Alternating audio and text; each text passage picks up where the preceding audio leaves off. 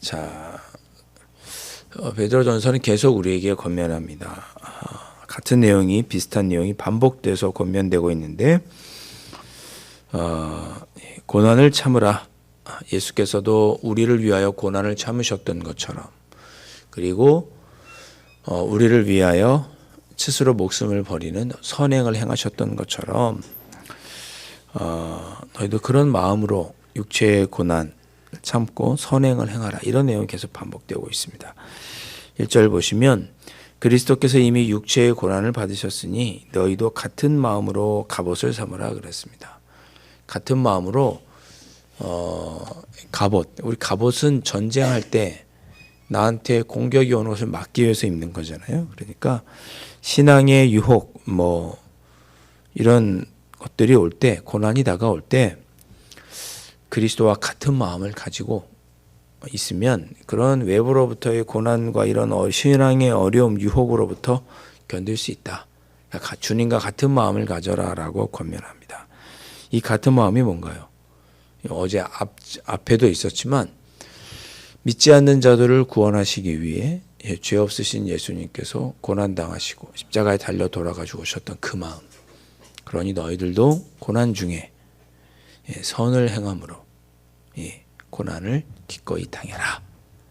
누군가를 구원하기 위해 친히 고난당하신 예수님처럼 누군가를 구원하기 위해 고난받으신 예수님처럼 너희들도 선행을 행함으로 고난받고 그리고 그것으로 인하여 믿지 않는 자들을 구원하라.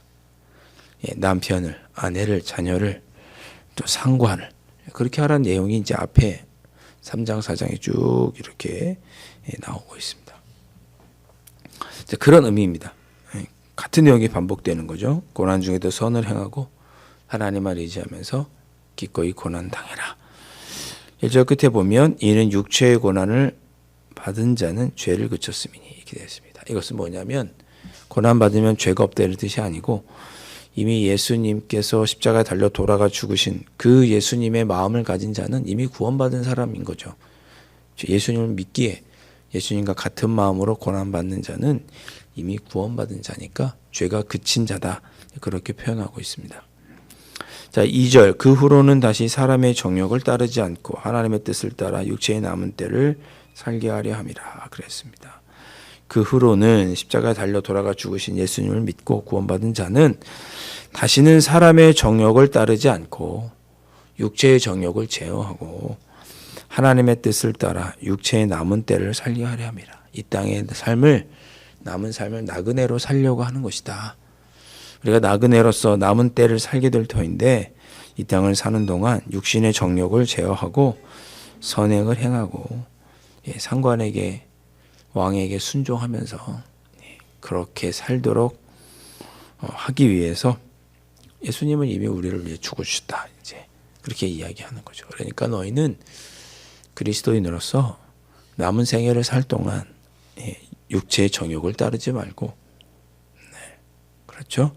선행을 행하고 고난받으나 하나님만을 의지하면서 그렇게 나라의 지도자들에게 또 순종하면서 그렇게 살 것을 권면하고 있습니다. 같은 내용이 계속 반복되고 있는 거죠. 3절 육체의 정욕이 무엇인지 구체적으로 나오죠. 너희가 음란과 정욕과 술 취함과 방탕과 향락과 무법한 우상 숭배를 하여 이방인의 뜻을 따라 행한 것은 다 지나간 때로 족하다.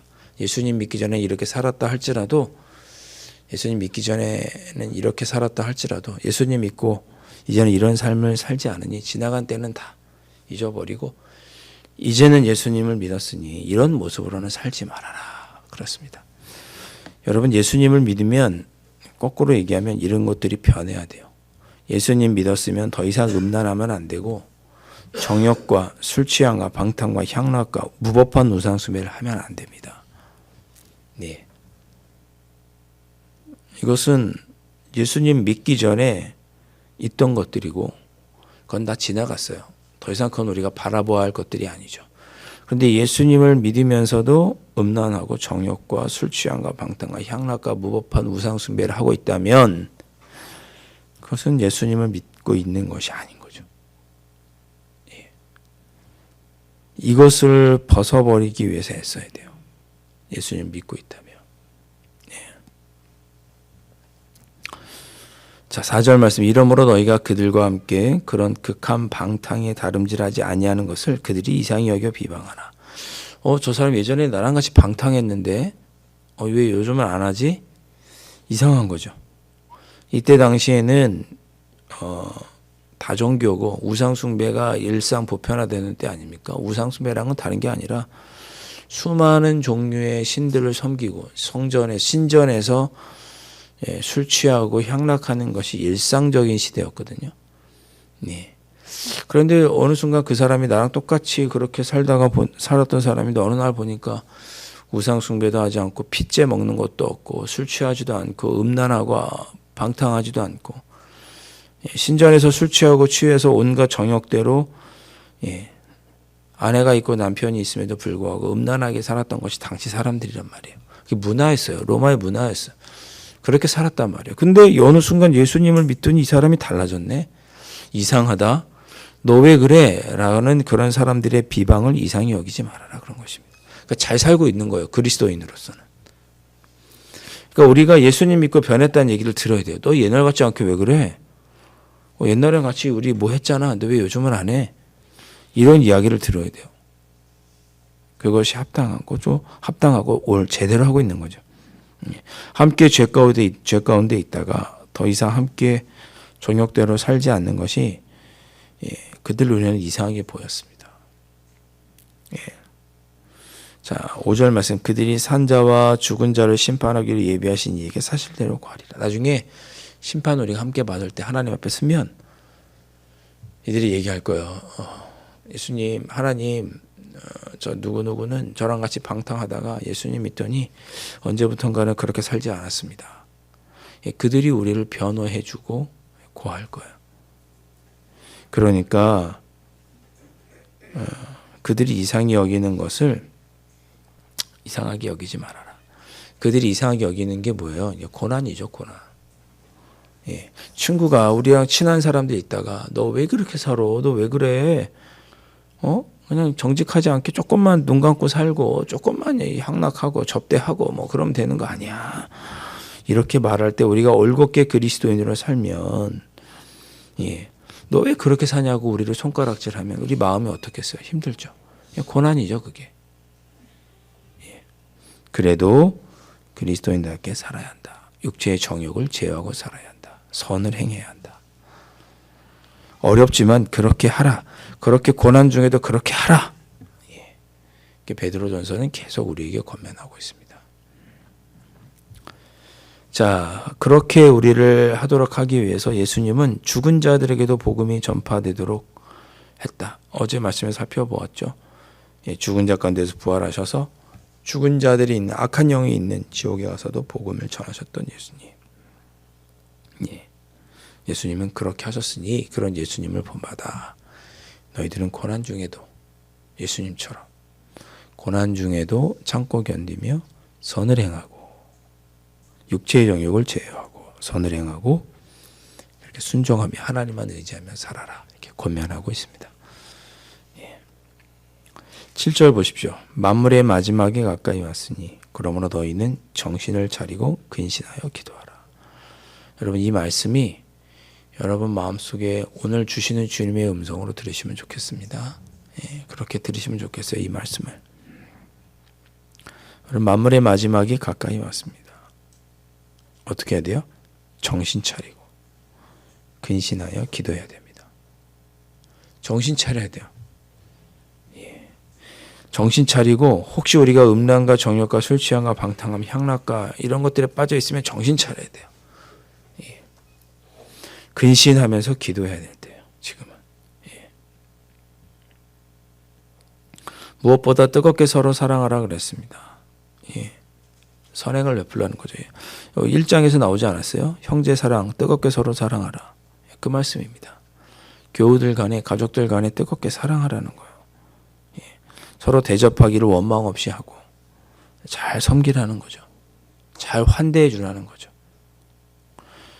지금 그냥 막 서로 비난하고 그럴 때 아니라는 거예요. 정신 차리라는 거예요. 지금 근신하면서 기도하면서 서로 지금 사랑하고 격려하고 위로하고 잘 대접하고 환대해 줄 때지, 지금 10절에 막 서로 봉사하고 격려하고 그럴 때지, 난 안 해 지금 이럴 때가 아니라는 거잖아요. 대접받기보다 먼저 봉사하라는 거죠. 11절 누구한테 말하려면 하나님 말씀을 하는 것처럼 하라는 거예요. 하나님 말씀처럼 하려면 어떻게 해야 돼요? 하나님 뜻을 먼저 알아야겠죠. 그리고 하나님께서 우리에게 어떻게 말씀하세요? 질책하시나요? 따뜻하고 위로하고 격려하시고 참아주시고 사랑과 관용으로 대해주시죠. 우리도 그렇게 해야 된다는 거죠. 남이 나에게 그렇게 해주길 바라면 나도 누군가에게 그렇게 해야 되는 거예요.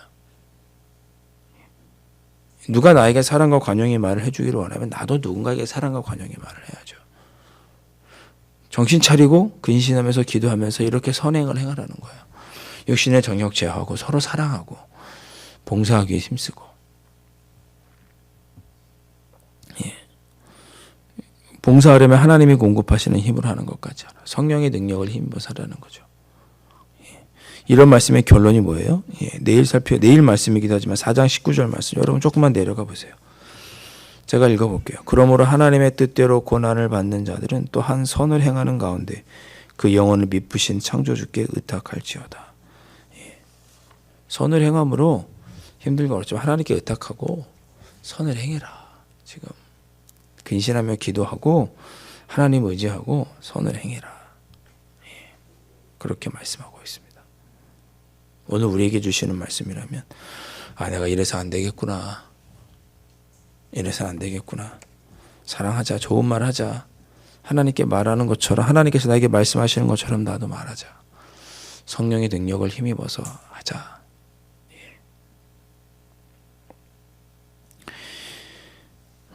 좀 우리가 무섭게 좀 두렵게 무거운 마음으로 오늘 말씀을 읽으셨으면 좋겠습니다. 제가 지난 주일날 설교할까 하다 말았는데 교회에 올 때 여러분 무슨 마음으로 오십니까? 교회 오실 때 주일날 교회 올 때 무슨 마음으로 오십니까? 대접 받으려고 하는 마음으로 오시진 않겠죠. 그렇죠? 교회에 온다는 것은 하나님의 말씀을 듣고 하나님을 만나고 또 누군가를 섬기기 위해서 봉사하기 위해서 교회에 오는 거죠. 교회에 대접받으려고 오는 것은 아닙니다. 그러니까 우리가 예전과 다르게 대접받아야 된다는 생각이 있으면 다 원망스럽게 느껴질 거예요. 교회에서 하는 게. 왜 나를 안 알아주지? 왜 예전처럼 나를 섬겨주지 않지? 그런 마음은 다 내려놓으셔야 돼요. 내가 섬기고 내가 봉사하려는 마음으로 교회에 오셔야 됩니다. 교회에 오셔서 마땅히 봉사하고 섬기는 것이 당연하고 그렇게 하기 위해서 모인 공동체가 교회 아니겠습니까? 교회 안의 성도들끼리 그렇게 하는 것이 당연한데 그렇게 하지 않을 때 문제가 되는 거죠. 오늘 성경 말씀은 근신하고 깨어 기도하면서 서로 사랑으로 대접하고 섬기고 봉사하라고 권면합니다. 혹여나 나의 신앙이 이 말씀에 비추어서 혹 부족한 부분이 있거나 잘못된 길이 있다면 모습이 있다면 다시금 우리의 마음을 추스르고 돌이키셨으면 좋겠고 주님 제가 힘들고 어렵지만 고난 중에도 계속 끝까지 주님이 그러셨던 것처럼 섬기고 선행을 행하고 육체의 정욕을 제어하면서 그렇게 살아갈 수 있도록 오늘 하루도 그런 하루가 될 수 있도록 성령 하나님 인도해 주십시오. 그렇게 기도하시는 이 새벽이 되실 수 있기를 주님의 이름으로 축원합니다. 기도하겠습니다. 하나님 아버지, 신앙생활을 하는 중에 주님께서 우리에게 보여주셨던 믿음의 본을 잃어버리고 주님 우리가 대접받고 섬김을 받으려고 했던 모습이 우리에겐 있지 않았는지 돌아봅니다. 교회 안에서뿐만 아니라 우리의 삶의 터전에서도 예수님을 본받아 섬기고 선행을 베풀고 육체의 정욕을 제하며 살았어야 하는데 아버지 하나님, 주님의 재림이 임박한 줄 모르고 두렵고 떨리는 마음으로 살지 않고 방탕하며 살고 있는 아버지 하나님, 나의 모습은 아닌지 오늘 말씀을 통해서 돌아보게 하시니 감사합니다. 근신하고 정신을 차리고 근신하고 기도하며 주님께서 원하는 모습으로 살아가기 힘쓰는 우리 모두가 될 수 있도록 성령 하나님 인도하여 주옵소서. 귀하신 예수 그리스도의 이름으로 간절히 기도하옵나이다. 아멘. 하늘에 계신 우리의 아버지, 아버지의 이름을 거룩하게 하시며 아버지의 나라가 오게 하시며 아버지의 뜻이 하늘에서와 같이 땅에서도 이루어지게 하소서. 오늘 우리에게 일용할 양식을 주시고 우리가 우리에게 잘못한 사람을 용서하여 준 것 같이 우리 죄를 용서하여 주시고 우리를 시험에 빠지지 않게 하시고 악에서 구하소서. 나라와 권능과 영광이 영원히 아버지의 것입니다. 아멘.